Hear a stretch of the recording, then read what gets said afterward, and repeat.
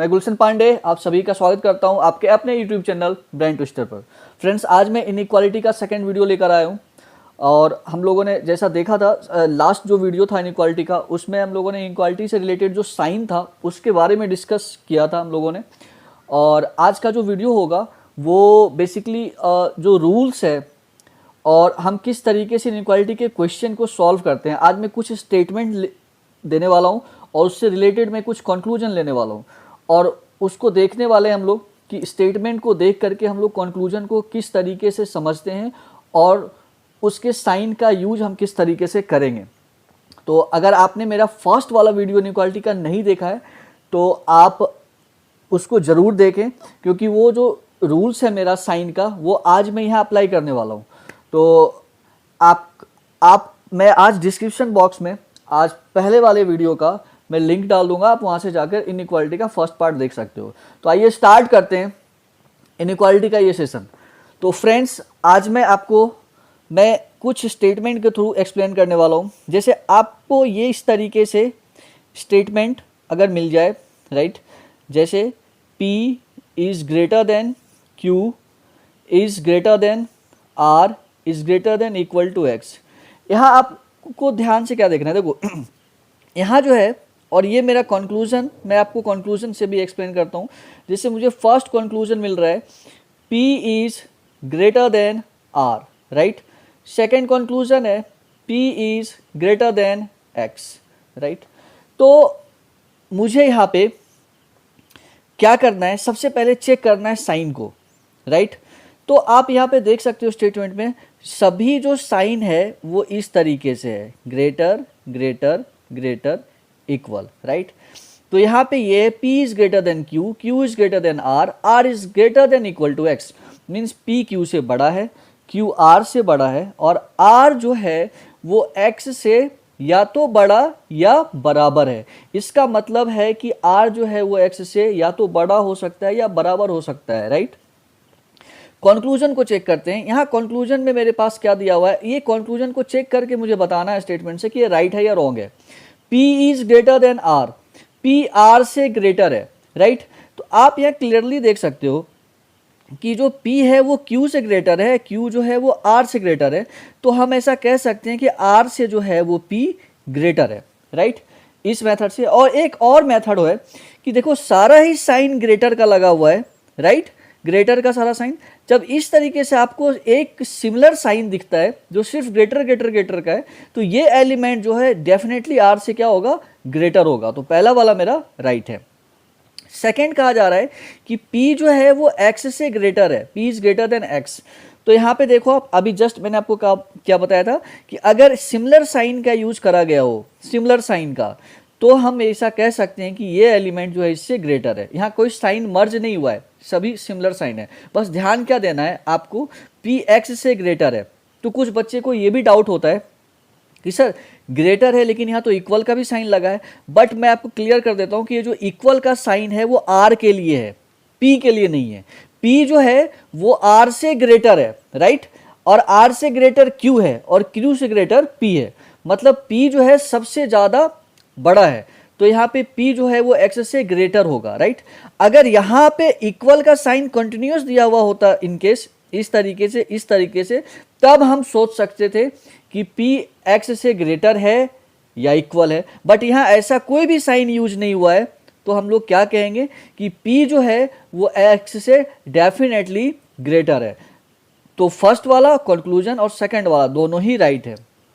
I hope आपको ये अच्छे से समझ में आ रहा होगा। मैं सेकंड एग्जांपल लेता हूँ। जैसे मुझे एक स्टेटमेंट ये मिला है, right, X is greater than equal to R, right, R is greater than equal to T and T is greater than equal to Q। ये मेरे पास स्टेटमेंट है और ये मेरा कंक्लूजन है। फर्स्ट कंक्लूजन ये है कि X is greater than T।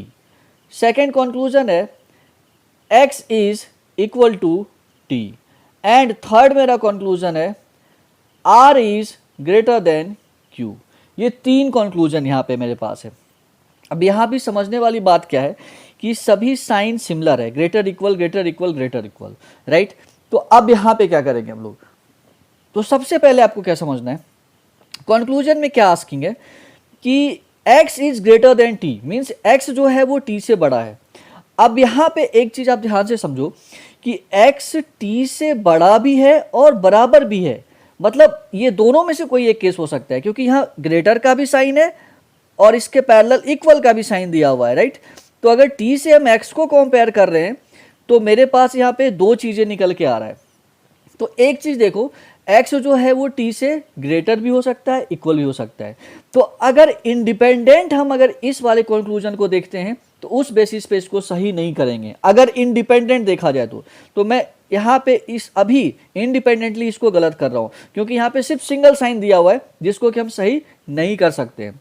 उसके बाद एक दिया हुआ है x is equal to t. अगर मैं इंडिपेंडेंट इस कंक्लूजन को देखूं तो ये कह रहा है कि x जो है वो t के इक्वल है। तो यहाँ पे देखो आपको x t के इक्वल है, बट यह x ग्रेटर भी तो t से हो सकता है, राइट। तो इंडिपेंडेंटली अगर मैं इस कंक्लूजन को देखूं तो ये वाला भी गलत है, राइट। उसके बाद यहां दिया हुआ है कि r is greater than q, r सिर्फ q से बड़ा है, राइट। r सिर्फ q से बड़ा है, तो यहाँ r जो है वो q से ग्रेटर भी हो सकता है या इक्वल भी हो सकता है, तो ये तो आपका रॉन्ग होगा ही होगा। लेकिन अब मैं दोबारा आपको एक और बात बता रहा हूं कि ये मैंने फर्स्ट और सेकंड को रॉन्ग किया है। यहां अगर मुझे सिर्फ एक ही कंक्लूजन मिलता है, यहां देखो x and x t and t element same है, ये ध्यान देना आप थोड़ा सा, क्योंकि ये थोड़ा कंफ्यूजिंग होता है। x and x t and t equal है, x और t, ठीक है। x जो है वो t से बड़ा या फिर बराबर, यही दो चीजें श्योर है ना होगा, क्योंकि यही दो साइन दिया हुआ है, इसके अलावा तीसरा कुछ हो ही नहीं सकता है। तो इस केस को हम लोग बोलते हैं इधर और, क्या कहते हैं, इधर और।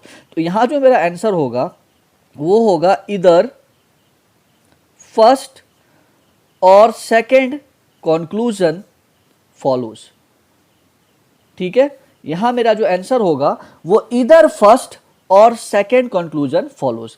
तो दोनों का दोनों मेरा इंडिपेंडेंट कंक्लूजन गलत है। इंडिपेंडेंट मतलब अलग अलग करके देखें तो दोनों ही गलत है, और दोनों का एलिमेंट सेम है, और दो ही केस बन रहा है यहाँ पे, या तो ग्रेटर या इक्वल। तो उस बेसिस पे अगर देखा जाए तो इधर फर्स्ट और सेकेंड कंक्लूजन फॉलोज होगा, और थर्ड वाला डेफिनेटली रॉन्ग है, क्योंकि यहाँ एक ही साइन दिया हुआ है ग्रेटर का, right.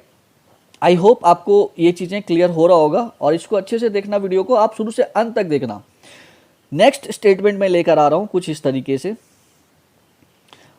s is greater than t, t is greater than equal to p, right, p is greater than equal to r। अब मेरे पास जो कंक्लूजन है वो कुछ इस तरीके से है। पहला कंक्लूजन है s is greater than r। Second conclusion है मेरा, सेकेंड कंक्लूजन है t is greater than equal to r, right. And third conclusion है मेरा, थर्ड वाला कंक्लूजन है t is greater than r, right.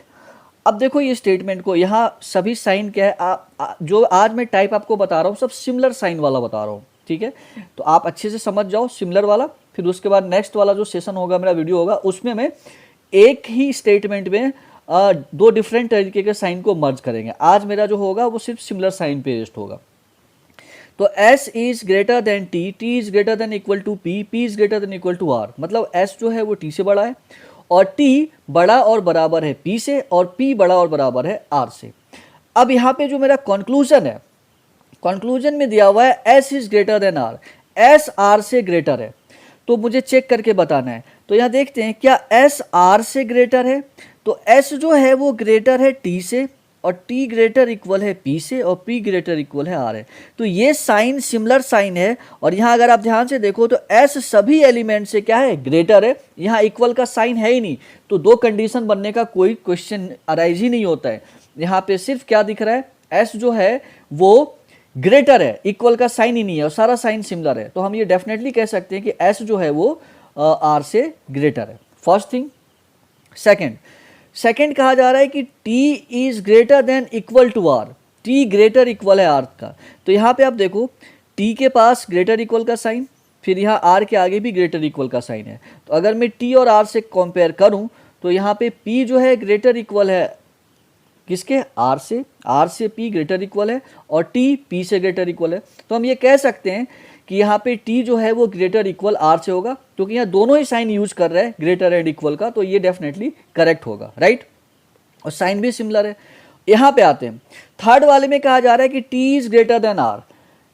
अब देखो इसी कंक्लूजन का ये काउंटर कर दिया, तो टी सिर्फ ग्रेटर आर से नहीं होगा, यहाँ पे दो कंडीशन अराइज हो रहा है, या तो ये ग्रेटर हो सकता है या ये इक्वल हो सकता है। तो यहाँ पे दो कंडीशन है, इसलिए यहाँ पे सिर्फ एक ही कंडीशन पूछ रहा है क्वेश्चन में, तो ये हम इस कंक्लूजन में, तो इसको हम लोग क्या करेंगे, रॉन्ग करेंगे, क्योंकि टी जो है वो आर से या तो ग्रेटर है या इक्वल है, राइट। तो आई होप आज जो आपको मैंने कुछ एग्जाम्पल्स एक्सप्लेन किया है स्टेटमेंट और कंक्लूजन से, आई होप कि वो आपको अच्छे से समझ में आया होगा। वीडियो को आप शुरू से अंत तक देखें, और अगर आपने फर्स्ट वाला वीडियो नहीं देखा है तो आज मैं डिस्क्रिप्शन बॉक्स में उसका लिंक डाल दूंगा, आप वहां से जाकर देख सकते हो। और हाँ, अगर आपने अभी तक इस चैनल को सब्सक्राइब नहीं किया है तो सब्सक्राइब जरूर करें और ज़्यादा से ज़्यादा शेयर करें। Thank you so much guys, मिलते हैं हम लोग नेक्स्ट वीडियो में।